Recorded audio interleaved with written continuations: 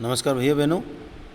आज हम अपनी अभिव्यक्ति माध्यम पुस्तक का पहला पाठ जनसंचार माध्यम का आखिरी हिस्सा पढ़ेंगे और इसमें जनसंचार के माध्यम जो है हमारे उनके नकारात्मक प्रभावों के बारे में थोड़ी चर्चा करेंगे हम। तो जैसा कि हमने पहले पढ़ा था कि जनसंचार माध्यम में जो इंटरनेट है उसने हमारे लिए नई नई संचार संभावनाओं को खोला है, लेकिन उसके कुछ नकारात्मक प्रभाव भी हैं। तो आज हम इसमें कुछ नकारात्मक प्रभावों को पढ़ेंगे।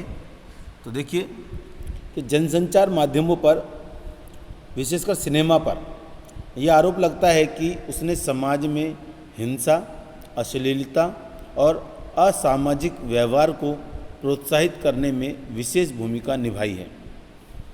तो जनसंचार माध्यमों में जो सिनेमा है उस पर यह आरोप लगा है कि उसने समाज में हिंसा, अश्लीलता और असामाजिक व्यवहार को बढ़ावा दिया है, क्योंकि फिल्मों में आमतौर पर हर फिल्म के अंदर हिंसा को होते हुए दिखाया गया है और बच्चे उसी से प्रेरित होकर लड़ाई झगड़ा करते हैं।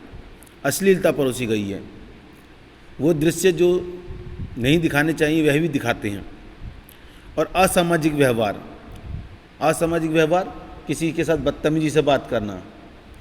हमारे संस्कारों में बताया जाता है कि अपने बड़ों से आदर से बात करें, किंतु फिल्मों में दिखाया जाता है कि बच्चे अपने माता पिता से बदतमीजी से बात करते हैं। तो धीरे धीरे वो कल्चर नई पीढ़ी के अंदर आने लगा है।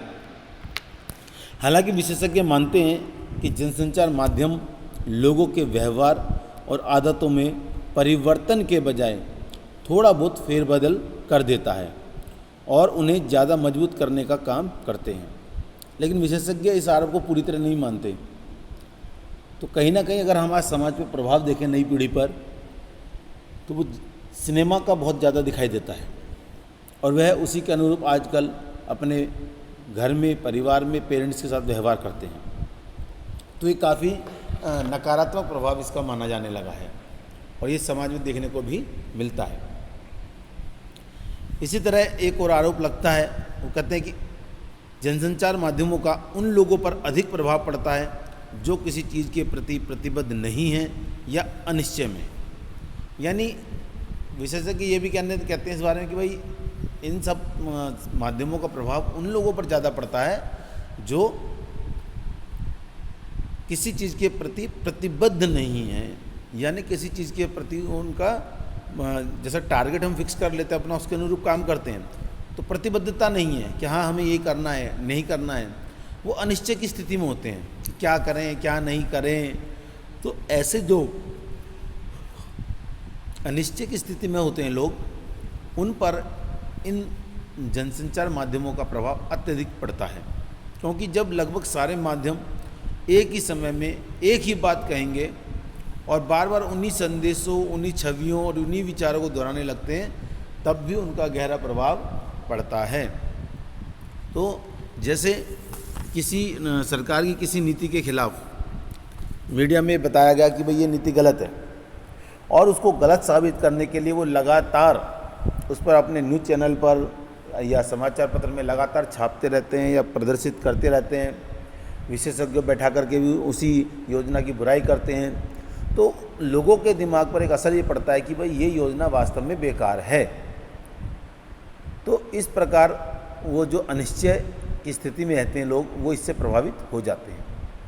क्योंकि सीधी समझने की बात है कि अगर सरकार कोई योजना ला रही है तो वो भी किसी एक ग्रुप ने, 50-100 लोगों के ग्रुप ने मिल करके उस योजना पे काम किया होगा, उसको तैयार किया होगा, तब वो लागू करने के लिए आई। फिर उसमें संसद में बहस भी होती है, वो सब काम होते हैं। तो ये कहना गलत है कि वो नीति समाज के लिए गलत है। तो जब न्यूज़ चैनल्स, न्यूज़पेपर्स, ये सब इस तरह से एक ही मुद्दे पर एक ही तरह की राय देने लगते हैं, तो लोगों के मन में भ्रम पैदा होता है और वह उस चीज़ को मान लेते हैं। लेकिन जो समझदार लोग होते हैं वो खुद उसका आकलन करते हैं।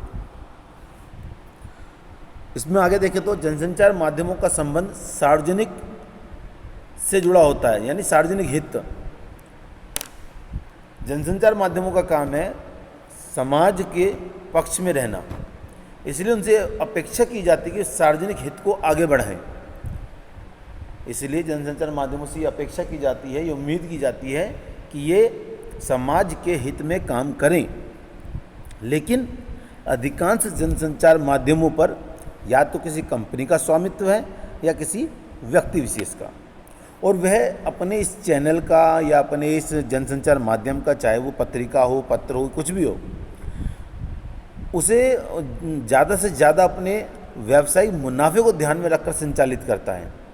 यानी जनसंचार माध्यमों के जो मालिक हैं वो ये चाहते हैं कि मुझे ज़्यादा से ज़्यादा बेनिफिट हो, मुझे मुनाफा मिले, और इसका सीधा असर जनसंचार माध्यम की अंतर वस्तु पर पड़ता है।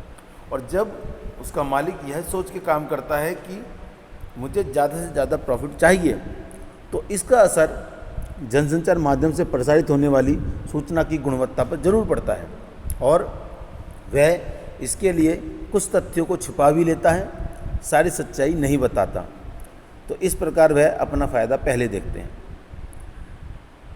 फैशन से लेकर खान पान तक लोगों की रुचियों और आदतों को बदलने में जनसंचार माध्यमों की महती भूमिका है। आज हम लेटेस्ट से लेटेस्ट फैशन चाहते हैं तो हम सीधा इंटरनेट पर जाकर ट्रेंड चेक करते हैं। तो कहने वाला है कि हमारे फैशन की जो दुनिया और खान पान तक की जो दुनिया है वो सारी प्रभावित होती है जनसंचार माध्यमों से। कुल मिलाकर हम ये कह सकते हैं कि जनसंचार माध्यमों ने जहां एक और लोगों को सचेत और जागरूक बनाने में अहम भूमिका निभाई है, वहीं उसके नकारात्मक प्रभावों से भी इनकार नहीं किया जा सकता।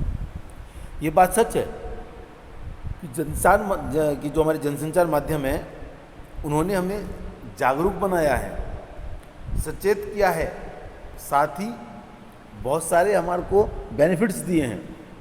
लेकिन जैसा हमने पहले भी कहा था कि कोई चीज़ अपने साथ अच्छाइयाँ लाती है तो कुछ बुराइयाँ भी लाती है, तो इसके साथ भी वही बात है। हम जनसंचार माध्यमों से प्रसारित और प्रकाशित सामग्री को निष्क्रिय तरीके से ग्रहण करने के बजाय उसे सक्रिय तरीके से सोच विचार करके और आलोचनात्मक विश्लेषण के बाद ही स्वीकार करें।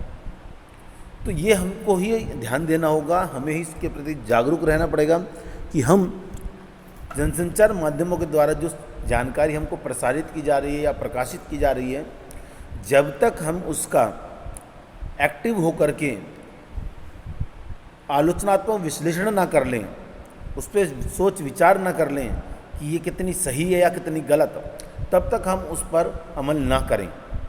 ये हमें ही ध्यान देना होगा। एक जागरूक पाठक या दर्शक या श्रोता के बतौर और हमें अपनी आँखों और कान और दिमाग हमेशा खुले रखने चाहिए। एक दर्शक, एक पाठक या एक श्रोता होने के बतौर के नाते हमें अपनी आँखें, कान और दिमाग हमेशा खुले रखने चाहिए ताकि हम एकदम सही बात को समझ सकें और इंटरनेट या जनसंचार माध्यमों के दुष्प्रभावों से बचे रह सकें। तो भैया बहनों, ये चैप्टर अब ख़त्म हो गया है और कल की कक्षा में इसके प्रश्न उत्तर हम करेंगे। तो आप इनको पढ़िए और समझिए कि इंटरनेट या जनसंचार माध्यमों का जो नकारात्मक प्रभाव है और उसके लिए हम और क्या क्या कर सकते हैं। तो नमस्कार।